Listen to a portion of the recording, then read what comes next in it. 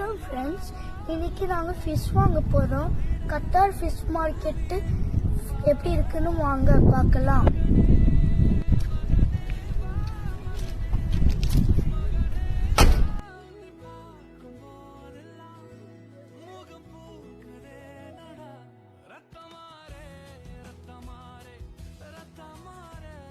Friends, நாங்கள் இப்போது fish market பட்டுக்குள்ள வந்துட்டோம்.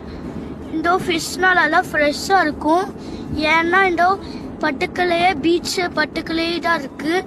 அதனால தான் சீக்கிரமாக நாங்கள் எழுந்து வரோம். இந்த காலையில் நீங்களும்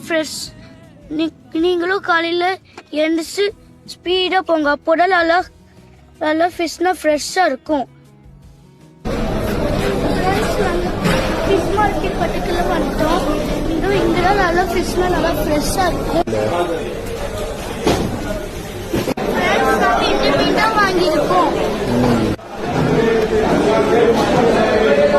மீன் வாங்கி பிடிச்சிட்டோம். இப்போ நாங்கள் வீட்டுக்கு போறோம். எங்களோட அம்மா நல்லா சமையல் பண்ணுவாங்க. மீனுக்கு நாங்கள் மஞ்சள் போட்டு கழுவி இருக்கோம்.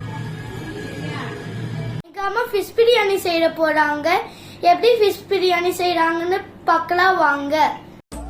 வாஷ் பண்ண ஃபிஷ்ஷில் மஞ்சள் பொடி, உப்பு, மிளகாய் தூள், ஃபிஷ் ஃப்ரை மசாலா, லெமன், இஞ்சி பூண்டு பேஸ்ட்டு எல்லாம் போட்டு நல்லா விரவி வச்சு அதை ஒரு தோசைக்கல்ல நல்லா ஹாட்டாக ஆயில் ஊற்றி ஆயில் கொதிச்சதுக்கப்புறம் அதை பொரிச்சு எடுத்துகிட்டு ஒரு சைடு குக்கரில் தனியாக எண்ணெய் ஊற்றி கொஞ்சம் நெய், அதுக்கப்புறம் பட்டை, கிராம்பு, பிரியாணி கூட ஸ்பைசஸ்லாம் போட்டு ஆனியன் போட்டு வதக்கிட்டு பொரிச்சு வச்ச ஃபிஷ் ஃப்ரை மசாலாவில் உள்ள ஆயிலையும் கொஞ்சம் சேர்த்து ஊற்றி வெங்காயம், தக்காளி, இஞ்சி பூண்டு பேஸ்ட்டு, தயிர், புதினா, கொத்தமல்லி, பச்சை மிளகா, பிரியாணி மசாலா, வத்தல் பொடி, மஞ்சத்தூள் எல்லாம் போட்டு நல்லா வதக்கி அது நல்லா பேஸ்ட் மாதிரி வதங்கினதுக்கப்புறமா அதுக்கு தேவையான தண்ணி ஊற்றி நல்லா கொதிக்க விடணும். அது கொதி வந்ததுக்கப்புறமா அதை ஊற வச்சு ஃபஸ்ட்டே கழுவி அரை மணி நேரம் ஊற வச்ச பிரியாணி அரிசியை போட்டு அதுக்கப்புறமா அந்த பிரியாணி அரிசியை போட்டதுக்கப்புறம் க்ளோஸ் பண்ணி வைக்கணும். கொஞ்சம் அது நல்லா தண்ணி எதுவும் செட்டாக சமாளவு வந்ததுக்கப்புறம் ஃப்ரை பண்ணி வச்ச ஃபிஷ்ஷஸ் எல்லாம் மேலே அப்படியே மெதுவாக அடுக்கணும். ஏன்னா அது உடஞ்சிடக்கூடாது.